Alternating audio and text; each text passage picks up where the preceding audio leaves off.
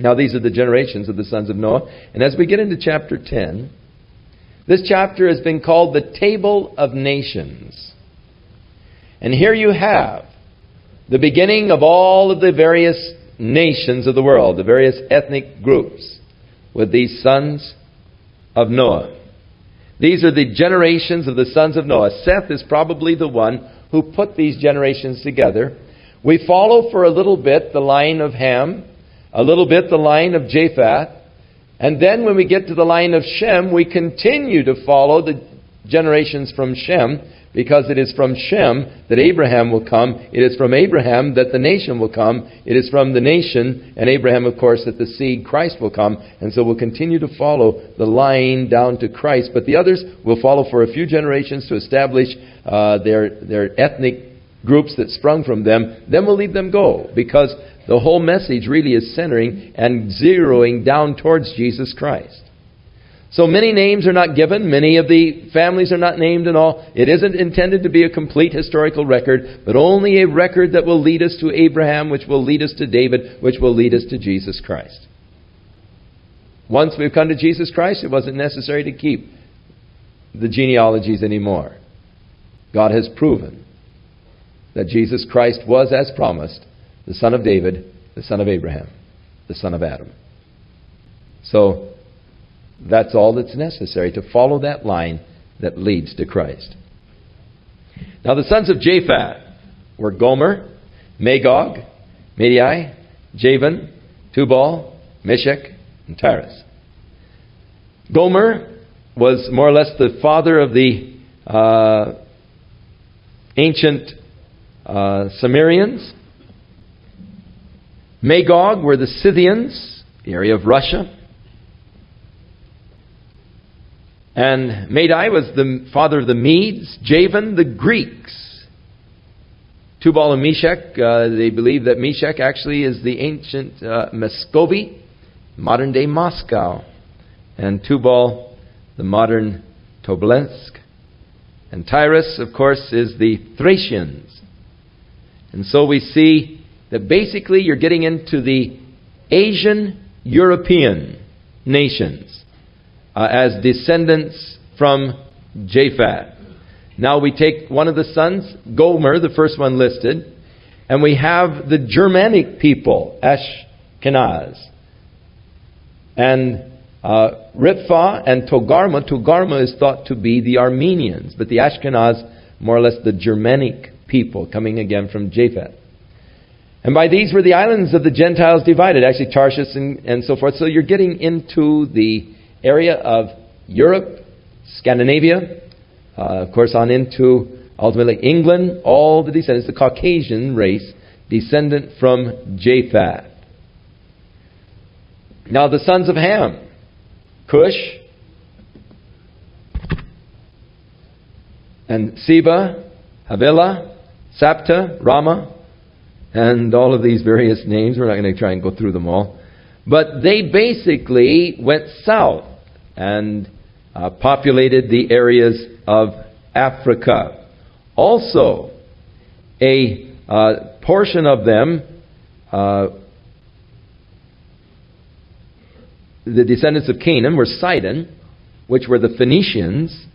The sister city of Sidon, of course the city Sidon upon the northern coast of the Mediterranean.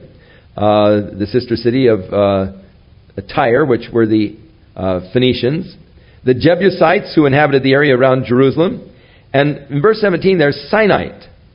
Now it is felt that some of the inhabitants of the Sinites moved east and were the Chinese descended from this particular branch. And it is interesting that the Chinese are still called Sino people. And you read of the Sino-Japanese War, for instance. And the name still holding. And many of the Chinese names beginning with this S-I-N. From Ham, Africa, on over into the far east and the area of Canaan. Now he does stop with one of the descendants, and when he gets to Cush, begat Nimrod. And he began to be a mighty one in the earth. Instead of a mighty hunter before the Lord, it should be translated, he was a mighty tyrant in the face of the Lord. The hunting was the hunting of men's souls. Nimrod became a leader in apostasy, a developer of a great religious system, later to become known as the Babylonian religious system, or the Mystery Babylon. That whole religious system was begun by Nimrod. Now, his mother, Semiramis, was later to be called the Queen of Heaven and to be worshipped. It was her claim that Nimrod was actually born without the benefit of a father, that he was born while she was a virgin. Nimrod was known for his hunting prowesses. A great man with a bow. In those days, the people were probably, because of their primitive type weapons, very fearful of the wild animals, the lions and the tigers and leopards and so forth. And he was known as a protectorate of the people because of his ability and skills in hunting. But one day while hunting boar, a wild boar turned on him and gored him. And he supposedly was dead for 3 days, lying there in the woods. And after 3 days, his life returned. And so they began to celebrate his resurrection by coloring eggs and having great festivities in the springtime of the year. Incidentally, his birth was December 25th. And they usually celebrated his birth by giving of gifts, drunken orgies, and cutting trees and decorating them with silver and gold in their homes. And this is just a few generations after Noah. The worship of his mother, Semiramis, Queen of Heaven. The whole thing, Satan's counterfeit of God's intended work, began with Nimrod.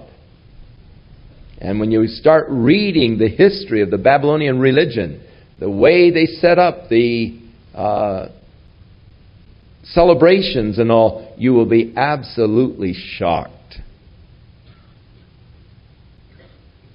at the historic church and how much of the activities of the historic church were borrowed directly from Nimrod, who was also known as Tammuz and Marduk, several names, Ashtart, Semiramis, the various names for his mother, who was worshipped. And actually, the name Easter coming from Ashtarte.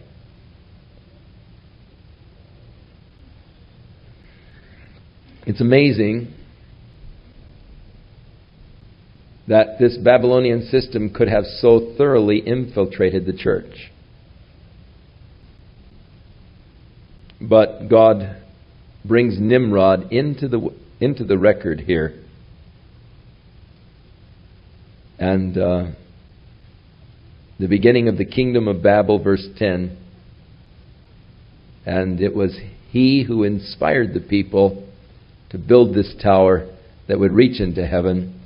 It was he who began to inspire them to the worship of the stars, the beginning of astrology, and all of these things began in this ancient Babylonian religion. The tower really, literally, not to reach into heaven, but the tower was to worship. It was an observatory where they would go and worship the stars, the constellations, and so forth. And many such towers have been uncovered in the archaeological diggings there in the Babylonian plain. They were areas of worship. So the descendants of Ham. Then in verse 21 we come to the descendants of Shem, also the father of all the children of Eber. It is from Eber that we get the name Hebrae, or the Hebrews. So Abraham was not the beginning of the idea or the name of the Hebrews. It came from Abraham's ancestor Eber. And so Shem, the brother of Japheth, the elder, even to him were children born. The children of Shem are listed here for you. And then the children of Aram. And we're going to narrow down to Eber because we want to follow Eber. Eber had two sons. The name of one was Peleg, and in his days was the earth divided. And his brother's name was Joktan. Now, this idea of the earth being divided, there are some who try to relate this to a current scientific theory of the continental, the continents dividing. You know, the continents have been drifting apart. That originally there was only one landmass, but this continental drift theory that is a current theory in some scientific areas, and some of them point to this reference of Scripture, and it was in the times of Peleg that the earth was divided. However, if you'll follow the chronological charts and all, you'll find out that Peleg lived in the days of the Tower of Babel. And it was at the Tower of Babel that the earth was really divided into the ethnic groups. And so that is probably what the reference is to. The division of the earth into the ethnic groups following the Tower of Babel experience, rather than a scripture that would somehow lend support to the continental drift theory. So that's the way it is. It could refer to a continental drift, but more than likely the reference is to the division of the earth from the Tower of Babel. Among the names here in the descendants, we do find the name Jobab, which could very well be the Job of the Scriptures. And so I guess that's a little further down when we get into the descendants of Abraham. Now in chapter 11, the whole earth was of one language and one speech, probably Hebrew.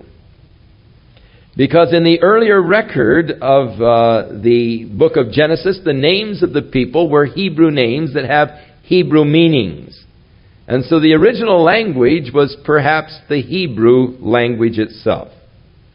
But the whole earth was of one language, one speech, and it came to pass as they journeyed from the east that they found a plain in the land of Shinar, and they dwelt there, and they said one to another, "Let us make brick and burn them thoroughly." Now, this is an interesting thing because it shows that very early after the flood, they had brick kilns, and rather than just building their houses out of rocks, they were advanced to the state of making bricks and putting them in the kiln, burning them thoroughly. So rather than just adobe kind of buildings, they were now using a mortar with a cured brick or a burned brick, and they began to build.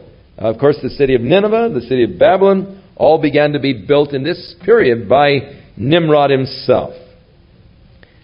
And so they said, "Let us build a city and a tower whose top may reach unto heaven, and let us make a name, lest we be scattered abroad upon the face of the whole earth." Now, God's command was to actually fill the earth. It's an attempt to sort of countermand God's commandment. Lest we be scattered abroad throughout all the earth. Let's join together. Let's just, congregate in this area.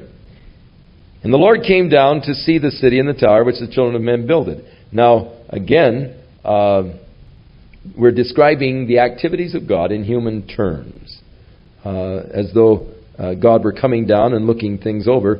In reality, God is omnipresent. He was watching the thing the whole while. The Lord said, "Behold, the people is one, and they all have one language, and this they begin to do, and now nothing will be restrained from them which they have imagined to do." The developing of this religious system. Now, it is very possible that originally God placed the stars in the heavens for signs, and that the gospel is actually given in the zodiac. The virgin, the lion.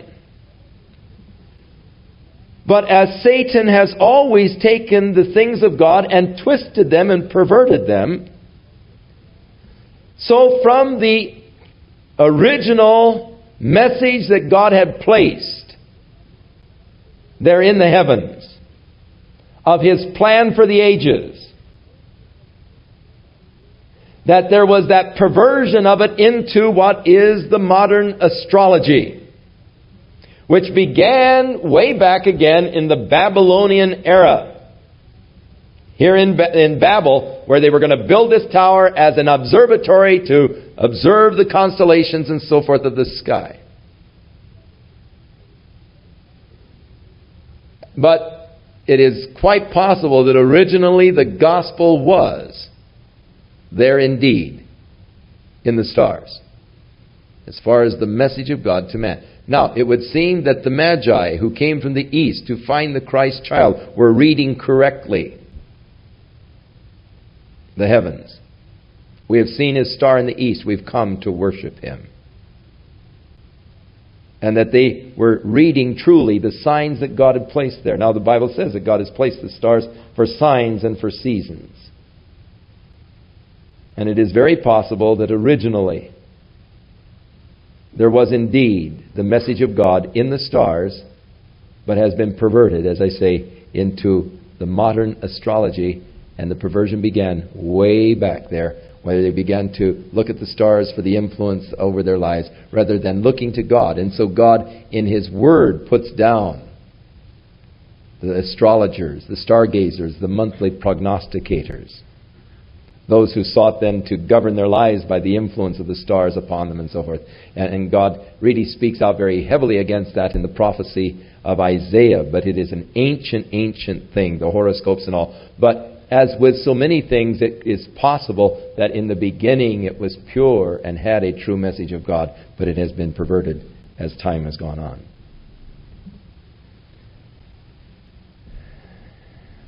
And so God, seeing this development, said, "Let us go down and confound their language, that they may not understand one another's speech." And so the Lord scattered them abroad from thence upon the face of all the earth, and they left off building the city. Therefore its name was called Babel, or Babel, whichever pronunciation you prefer. It really is a word that just it was a word that was adapted because of what the sound sounded like. Just like the word barbarian is a word that was developed by the Greeks, and the word barbarian in Greek literally is barbar. And anybody who didn't speak Greek was a barbar, because your language sounded so funny. So anybody who didn't speak Greek, they just considered them uncultured and said, "Oh, they're a barbar." You know, it just means that they talk some other language rather than the cultured Greek. And so from that we get the word barbarian, but it originally was just a sound that they made, unintelligible sound by which they were sort of mimicking any language other than Greek. It's barbar. Oh, he's a barbar. And so this Babel is the same thing. It's a mimicking of a sound that was not understood. Babel. It's somewhat like the barbar, Babel. And it's just, I don't understand what you're saying. What do you mean, baba? Or Babel. And so the word has come to mean confusion, lack of understanding. And so they called the name of the place Babel, because the Lord did there confound or confuse the languages of all the earth. And from thence did the Lord scatter them abroad upon the face of all the earth. And so at this point, the people who were speaking, and of course this was a tremendous miracle indeed, the development of all of these languages. Now the interesting thing about languages is that many times we think that the English language, because we grew up with it, is such an excellent language in communicating ideas. And we think, people who are living in, say, primitive cultures, in Stone Age cultures, surely they must have a primitive form of language. Ours must surely be a highly cultured form of language, the English language. And they must have very primitive language. But it is an interesting thing that many of the primitive cultures have the most complex languages. Highly complex languages. Much more so than English. And thus there is great difficulty in translating into many of these languages of primitive people. You think, oh, it would be easy to translate. You know, the man went to church. But some of these primitive cultures have so many words for man. So you'd have to know if the man was one that you knew well or you knew slightly. Because they have one word for man that you know well and another one for a man that you know slightly. Then they'd have to know whether you liked the man or not. And then you'd have to know whether or not you respected him. And actually they have maybe 20 different words for man. So you'd have to know all kinds of things about this man before you'd know which word would fit the text or the translation. Now the word he went. Did he go once in his life? Or did he go occasionally? Was it something that he was accustomed to doing or something that was rare for him to do? And so even in the verb, you have so many different words that would describe it that you get into the translating and really you want to throw up your hands and quit, because these languages are so many times so much more complex. I have a friend who was translating the Gospel of Mark into the Choco dialect in Panama. And he came to the place where he was working with his translating helper, and he came to the place where Jesus spit on the ground and made mud and put it in the blind man's eye and told him to go to the pool of Siloam and wash it out. So, in translating this word spit, the native said, but how did he spit? You know, there's many different ways to spit. Well, we only have one English word. But the Choco Indian has so many different words. You have a different way of spitting. And he didn't, and of course, how do you know which word it is? You know, we don't know what word it is. And because, you know, they have so many different words, he said, did he did he hunt and spit?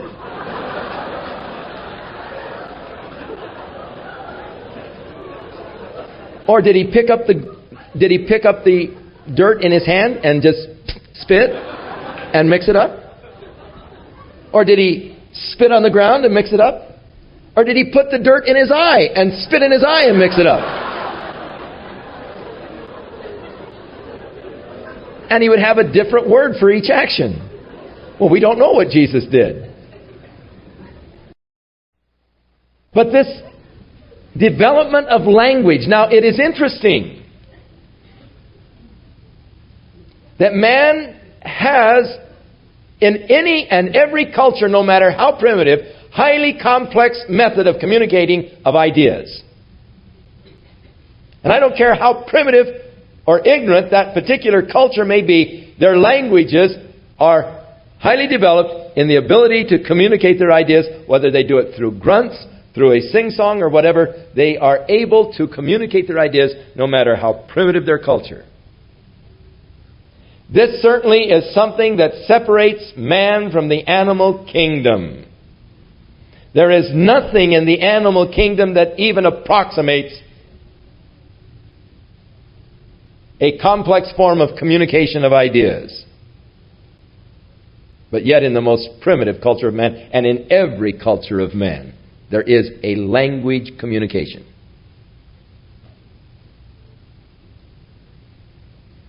So this was the beginning of the separation of languages. Now, after the separation into the basic language groups, there of course have become modifications even within the same language or generalized language. We find the Romance languages and similarities between the Spanish and the Portuguese and the Italian and the French. We find that there is certain similarities between the German and Scandinavian. We find that English is a language that has borrowed much from Latin and from Greek. So there have been developed languages from the basic language systems. But God divided their languages, and instantly they no doubt got together in groups that they could communicate to. the family groups and so forth, where they could communicate to each other, but it caused the division and the separation, and that spreading out then into the world and scattering abroad upon the face of the earth, as is described. Now, we're going to zero in down to Abraham, because that's where our story must move. So these are the generations of Shem. Getting now, again, a repetition of the generations of Shem, but moving definitely just down towards Abraham. He was 100 years old, and he begat Arphaxad 2 years after the flood. He lived after he begat Arphaxad 500 years, and he begat sons and daughters. So he lived to be about 600 years old approximately. Arphaxad lived 35 years, begat Salah, and we get... he begat Eber, and we follow down to Abraham, and actually that's the one where we're coming to. So let's go on to verse 26. Terah lived 70 years, and he begat Abram, Nahor, and Haran. Now, whether or not this is the order in which they were born, we do not know. Whether or not, how old was Terah when Abraham was born, we do not know. Maybe he was the third son. We have no way of knowing. But he lived 70 years, and he had these three sons, Abram, Nahor, and Haran. Now he lived after that for many years also. Now these are the generations of Terah. Terah begat Abram, Nahor, and Haran begat Lot. And Haran died before his father Terah in the land of the nativity in the Ur of the Chaldees. And Abram and Nahor took them wives. So their brother Haran died early, having married and borne one son, Lot. He actually bore some daughters too. And they took wives, and the name of Abram's wife was Sarah, and the name of Nahor's wife was Milcah, for she was also the daughter of Haran. So he married his niece. And the father of Milcah, and the father of Iscah.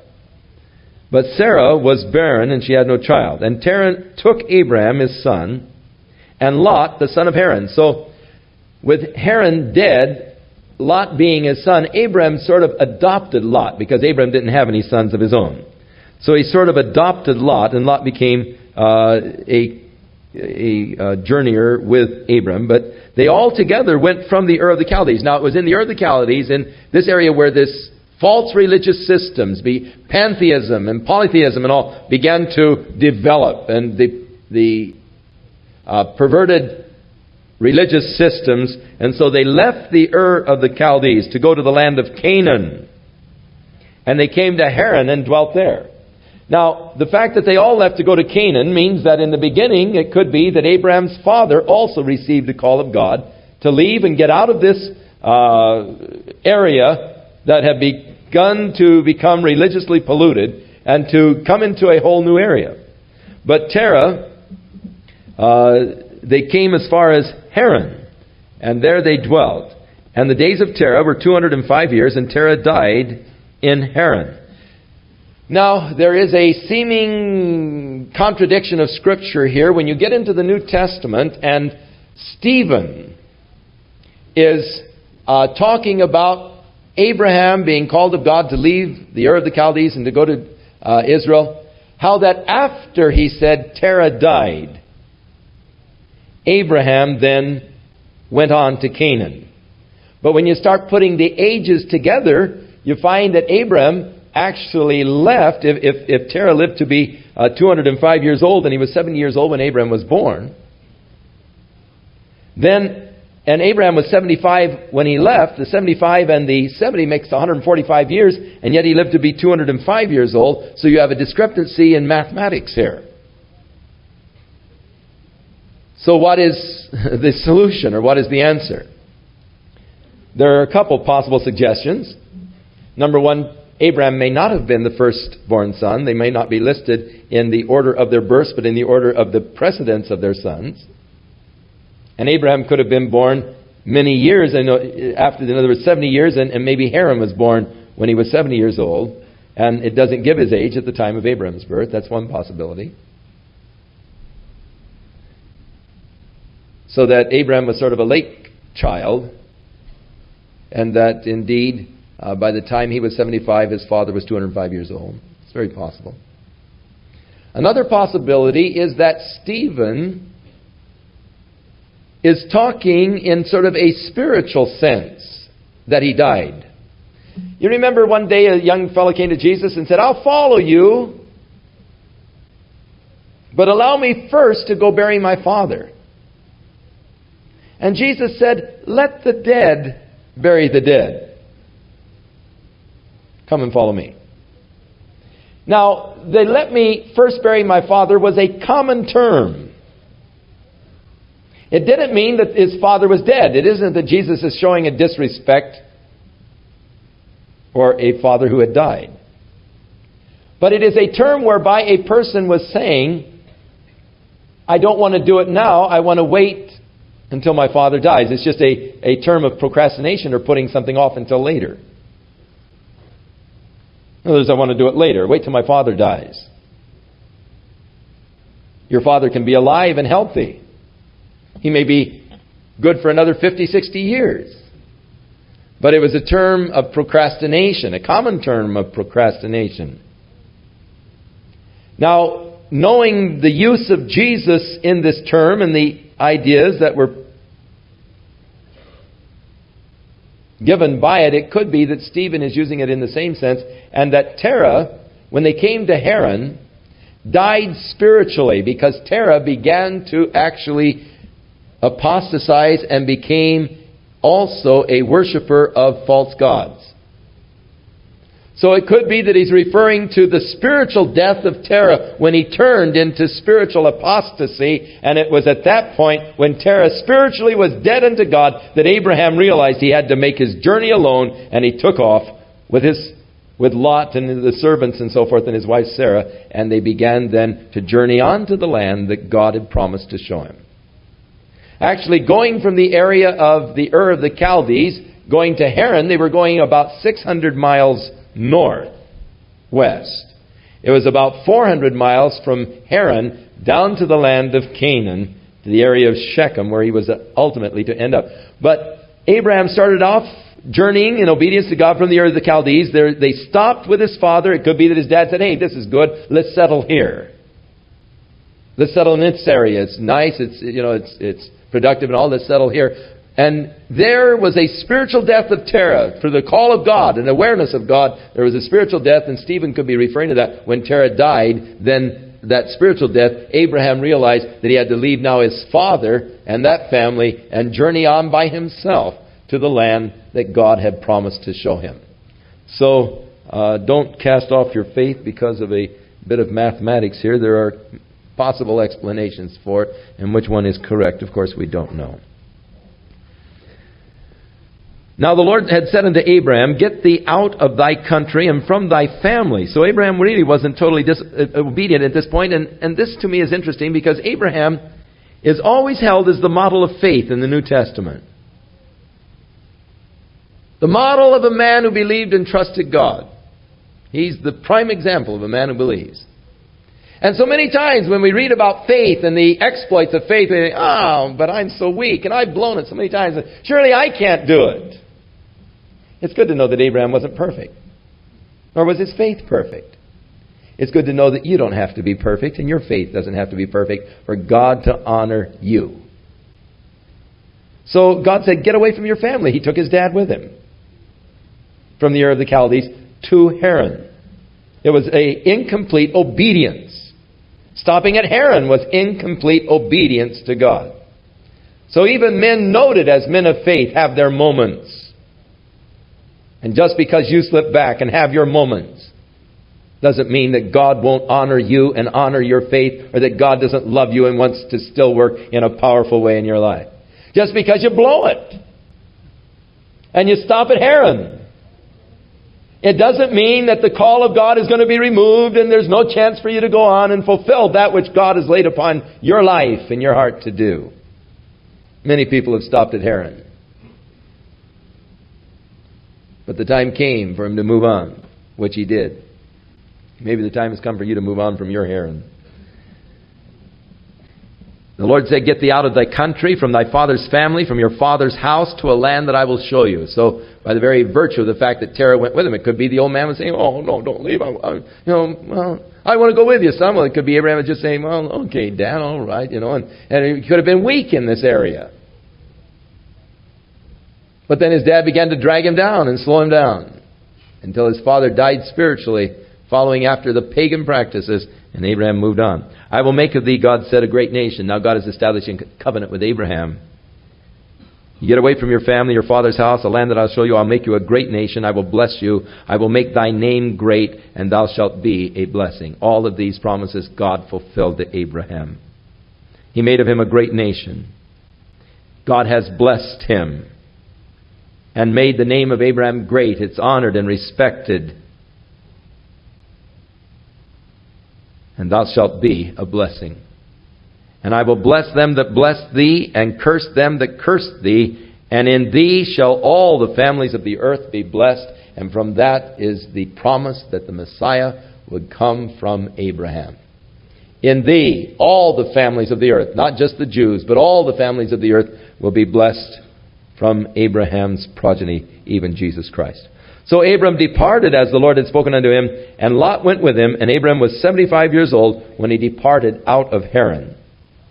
And Abram took Sarah his wife, and Lot his brother's son, and all their substance that they had gathered, and the souls that they had gotten in Haran, and they went forth to go to the land of Canaan, and into the land of Canaan they came. 400-mile journey, which in those days, with all of the animals and everything else, must have taken quite a long time indeed. And Abram passed through the land unto the place of Shechem, unto the plain of Moreh, and the Canaanites, or the descendants of Canaan, were then in the land. And the Lord appeared unto Abram and said, Unto thy seed will I give this land. And there he built an altar unto the Lord, who appeared unto him. Now the promise of giving the land to Abram's seed at this point would also include the Palestinians, because the Arabs also were descendants of Abram through Ishmael. So at this point, the land is promised not just to the Jews, but also to thy seed, which would include the Arabs, Palestinians. But later on, when God repeats it to Jacob, it excludes the Arabs. And he removed from thence unto a mountain on the east of Bethel. And he pitched his tent, having Bethel on the west and Ai on the east. Now when Joshua came in later to conquer the land, he came up from Jericho and conquered Ai and then on to Bethel.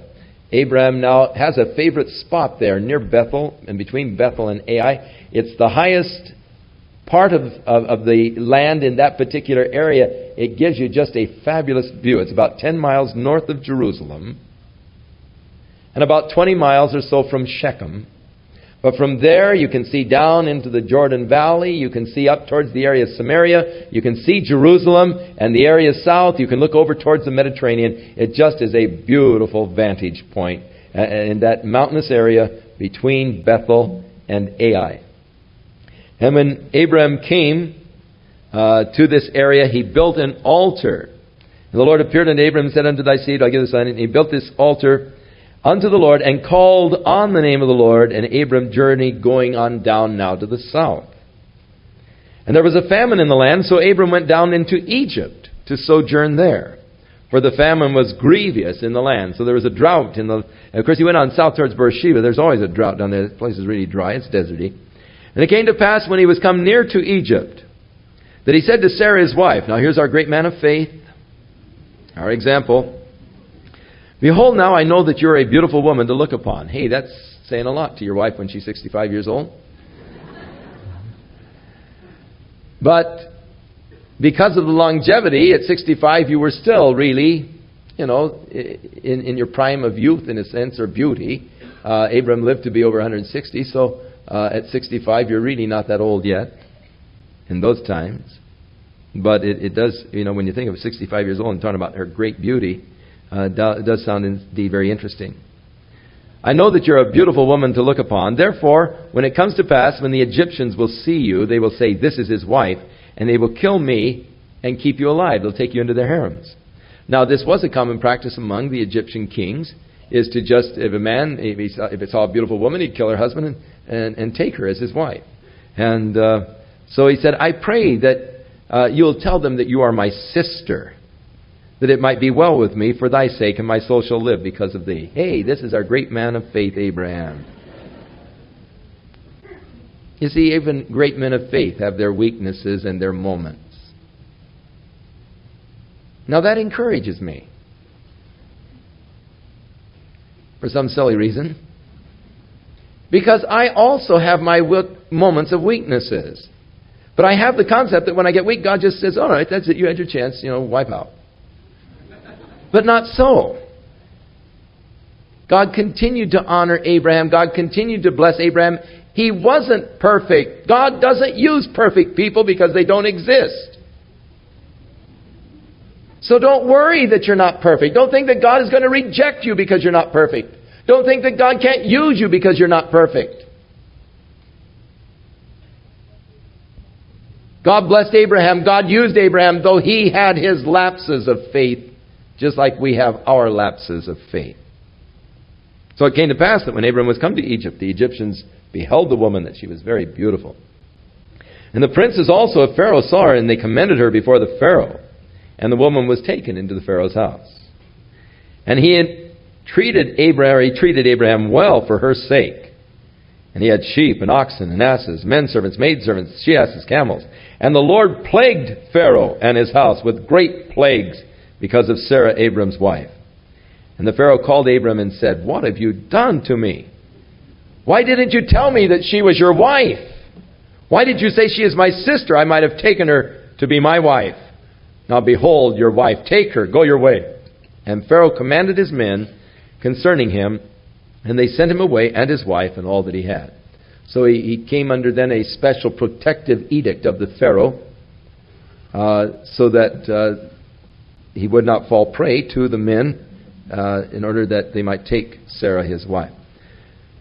So, an introduction now to Abraham. We're beginning now to follow, and we will from now on follow Abraham as we come on down towards Christ, as the Bible now is the developing of the nation, and from the nation, the coming forth of the Savior of the world. So next week we'll continue on, beginning with chapter 13. Shall we stand?